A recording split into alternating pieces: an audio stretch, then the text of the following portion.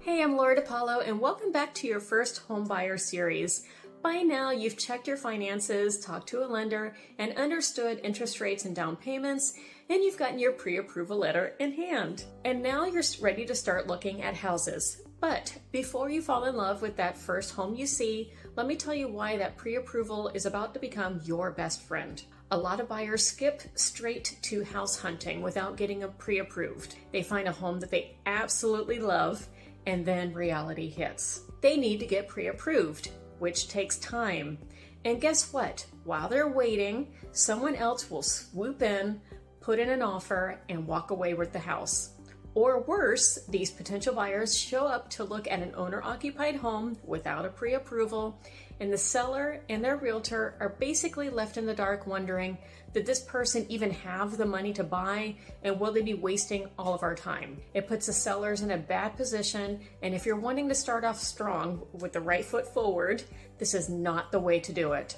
So here's the thing, having that pre-approval letter before you start seriously house hunting puts you in the driver's seat, and it shows you're a serious buyer. Sellers know that they could trust the process when they're working with you. So now that we've got that all sorted, let's talk about actually finding the right home. And I want to be really clear about something from the start. There is no such thing as a perfect house. What you're looking for is a home that checks about 80% of your boxes. That's your sweet spot, because perfection is expensive, it's rare, and it will drive you absolutely crazy if you're waiting for it. But 80%, that is a perfect fit, and that's a home you can love, make it your own, and build a life in. So here's what I want you to do before you even start looking. Make a list. Write down your absolute must-haves, and I mean must-haves. 3 bedrooms, non-negotiable. 1 story because of mobility issues, that stays on the list. A certain school district, write it down. Then make a second list for your nice-to-haves. These are the things that would be great but aren't deal breakers. Granite countertops, a pool, a fenced-in yard, those go here. Keep those lists with you when you're looking at homes. This simple tool will keep you from getting emotionally attached to a house that doesn't actually fit your lifestyle. Now remember, you're not just looking at the house, you're looking at the community as a whole.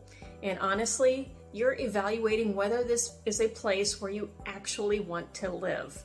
So when you're touring a home, step outside.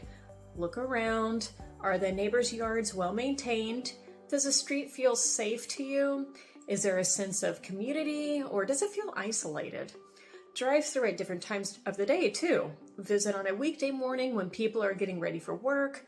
Come back on a Saturday afternoon when families are outside. And definitely check it out in the evening, because the vibe of a neighborhood changes throughout the day. The peaceful cul-de-sac on Saturday might border a busy road with traffic noise during the commute hours.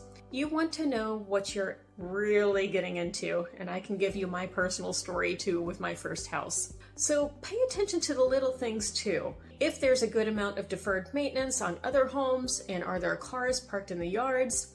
Is the neighborhood still developing, or is it established? How far are you from schools, your work, retail stores, parks? And what is the traffic pattern like? Walk around if you can, and talk to neighbors if the opportunity comes up, because you will be surprised what a friendly conversation on the driveway can tell you about an area. And here's the thing about the 80% rule. When you find a home that checks most of your must-haves and feels like a neighborhood where you actually want to spend the next several years, you have found something special. It might not have the dream kitchen. The master bathroom might be a little smaller than you hoped. If the bones are good, the location feels right, the neighborhood checks out, and it fits your budget and your life, it's a win. That is a home worth making an offer on. So here's your action plan. Make your lists, get pre-approved if you haven't already, and when you start looking, slow down. Really look at the house in the neighborhood, visit at different times, trust your gut, and remember, 80% is your target. If you're ready to start this journey or you want to talk through what matters most to you in a home and neighborhood, I'm here for it. Give me a call or send me a message and let's find you the right fit. This is Laura DiPaolo with eXp Realty, and I'll see you in the next video.